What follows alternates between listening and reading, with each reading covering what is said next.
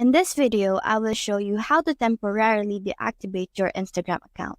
Now, you may have your reason as to why you want to deactivate your account, but here's the step on how to do so.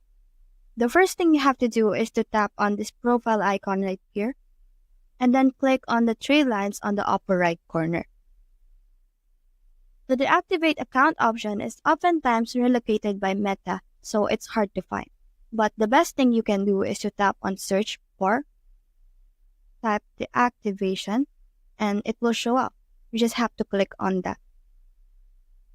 And you will be redirected to choose your Instagram. So all you have to do is choose your Instagram and hit continue. Now you have to type in your password and hit continue. You can choose your reason to deactivate your account, and when you're done, you can just hit continue and then hit continue again. Now you can deactivate your account. So that's it. That's the whole process.